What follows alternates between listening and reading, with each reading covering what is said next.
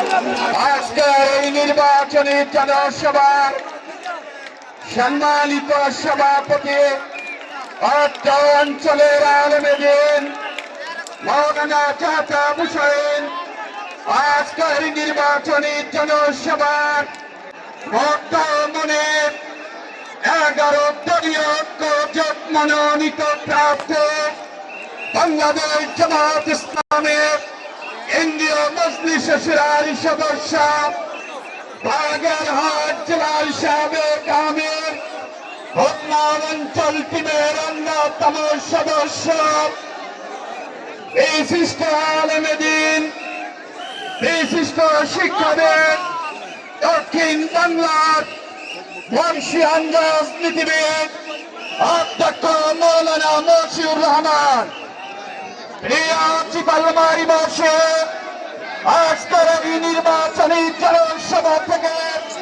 আমি আপনাদের সামনে একটি প্রশ্ন করতে চাই। আগামী 12 ফেব্রুয়ারির নির্বাচনে আপনারা কে আর কোন চাঁদাবাজকে ক্ষমতায় বসাতে চান? গত 17 মাসে যে পরিমাণে চাঁদাবাজি হয়েছে তা বিগত 17 বছরকে হার মানিয়েছে।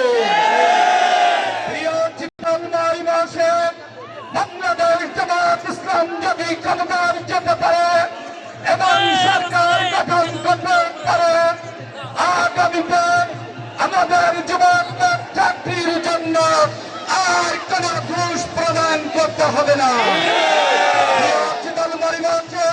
জামাত ইসলাম যদি সরকার গঠন করতে পারে এই চিতলমারীকে মাদক মুক্ত করা হবে। প্রিয় চিতলমারীবাসী, আজকে আমাদের এই নির্বাচনী জনসভা ভদ্রমণির দৃষ্টি আকর্ষণ করতে চাই। প্রিয় দৈনিক, আপনি আমাদের বিপুল ভোটে নির্বাচিত হয়ে জাতীয় সংসদে যাবেন। আমরা আপনার কাছে একটি দাবি করতে চাই। দীর্ঘদিন যাবেন আমরা শোনাচ্ছি এক চিতলমারীকে পৌরসভা হিসেবে ঘোষণা করা হবে, কিন্তু তা শুধু মুখের বলিতে ছিল। আপনি জাতীয় সংসদে গেলে এই চিতলমারীকে পৌরসভা হিসেবে ঘোষণা করবে। আমি আপনার কাছে আর একটি দাবি করতে চাই। এই চিতলমারীর চিতলমারী আকাশনের 3টি থানার মধ্যে, বাগেরহাট আকাশনের 3টি থানার মধ্যে এই চিতলমারী সবচেয়ে বেশি অবহেলিত। আপনি নির্বাচিত হলেন এলাকার মানুষের কর্মসংস্থানের জন্য অঞ্চলে একটি ইকোনমিক জোন করবে। সবাইকে অসংখ্য ধন্যবাদ।